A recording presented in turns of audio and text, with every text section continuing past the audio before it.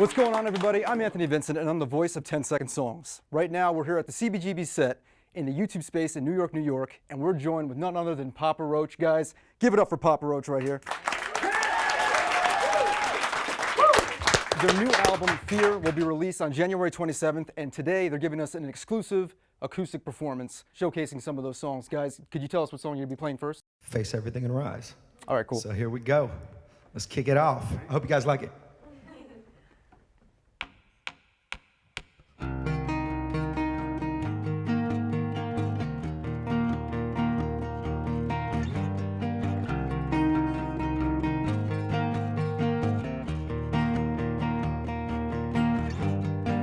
Streets crawl with a deadly omen.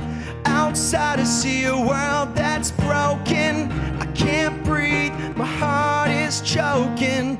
I need a cure for this life I've chosen. The pain is a blessing in disguise. I feel it cutting and it's cutting like a knife. The pain is a blessing in disguise. I feel it cutting and it's cutting like a knife. Face everything and rise. Never gonna quit until I die. Angels keep falling from the sky. I'll take the broken wings and learn to fly. I will face everything and rise.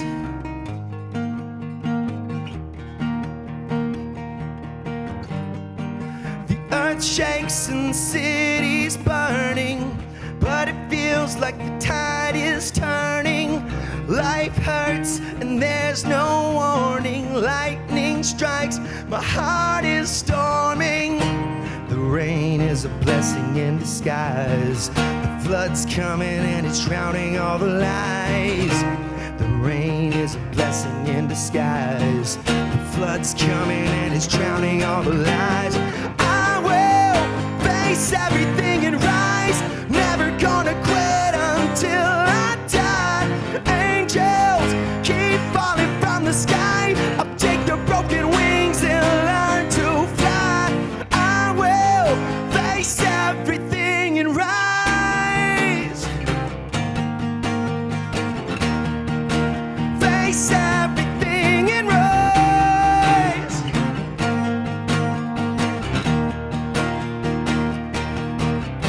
So throw me in the fire and I'll never be the same.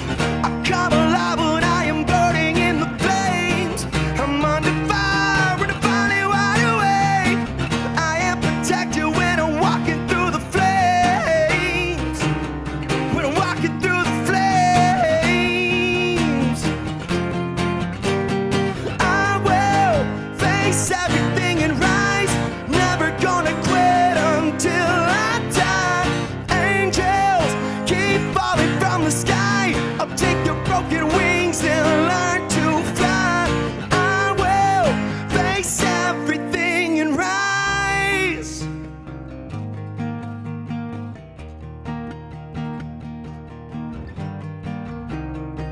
That feels good, man. That sounds good.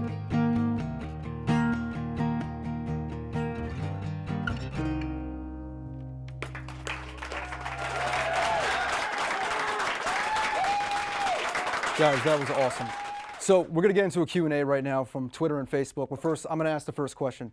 So this new album, it was recorded in Las Vegas, correct? Yes. So, Jacoby, I want to ask you, how would you describe the contrast of what it meant to recording it in Sin City and how it relates to the album?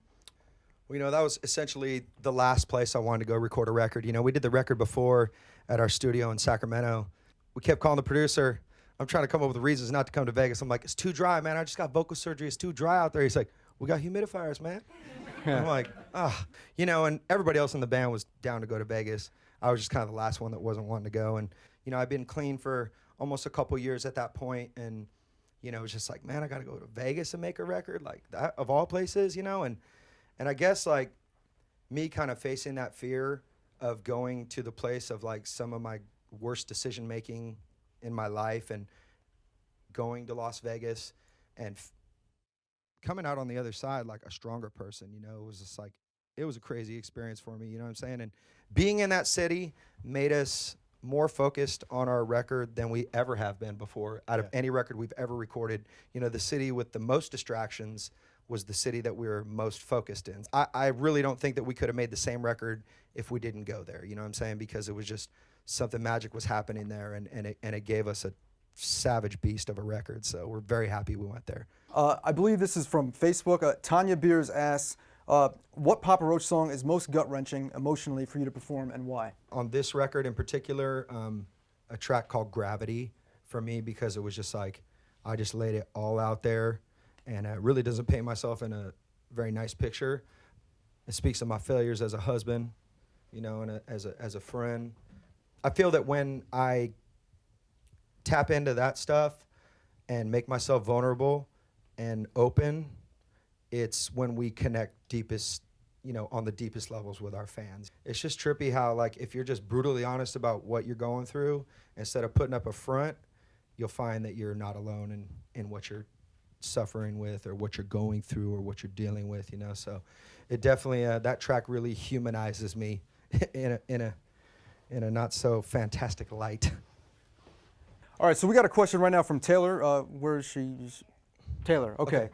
Hello. Hi, Taylor. Go ahead. If you guys had to choose just one song, it doesn't have to be your song, that's the most inspirational to you, which song would you choose and why? Man, one song. First thing that comes to my mind is I always hear certain Bob Marley songs that they just speak to the whole world, and they speak to me, and they always make me feel better. Like, I could pick a lot of different Bob Marley songs, but just any one of us. Trying to pick one is really hard. Yeah, how do you pick your favorite Bob Marley song? It's nearly impossible. Oh, man. You don't want to shoot the sheriff, you know what I'm saying? No, Like that. that's not that one. But. I'll go ahead and say Money, Pink Floyd. Oh, that's a good one. Okay. We'll stick with that right. one. That's good. I'm good with that. I'll second his answer. Okay. So Courtney Eisenhart, I think this is from Facebook. She goes, I named my daughter Jocelyn Cosette Shaddix Thompson, pre-married name. Does it freak you out when people honor you like that? It is a trip when you meet people that I named my baby after you, or we met two girls in a meet and greet, and they named their dogs. One named Shaddix, and then the other dog after my son Brixton. So I have a dog named Brixton and a dog named Shaddix. As long as your baby's cute, you can name him after me. If he's ugly, don't name him Kobe. Sorry. All right. Okay, so we have Marissa Hamby Jacoby. I know you have 3 boys. What is your favorite age? Do you and your wife want to have more, and would you want to have a girl? I thought you were going to ask me which one was my favorite kid. That would be... Because I have one.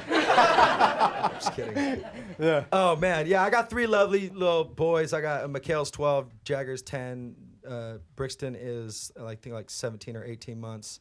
Me and my wife were trying to have a girl, and we did all, like, you can, like, I don't know, like when the wind's blowing, you know, when the wind's blowing that way and it's 82 degrees and the sun's over there, you know, you're supposed to get after it and you'll have a girl. Well, we did all those kind of like old wives' tales, and he ended up having another little baby boy, which is cool, but I'm done.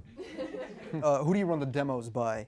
Do your families get to hear incomplete tracks? I always play stuff for my wife and see what she said, just because she's from a completely different perspective. So if she likes something, I'm like, okay, cool. That, you know, at least I know. I know it's good when I'll be working on something, a melody, or, you know, I'm playing one of the songs back and I'll hear Jagger, he's like my middle son, he's like all musical.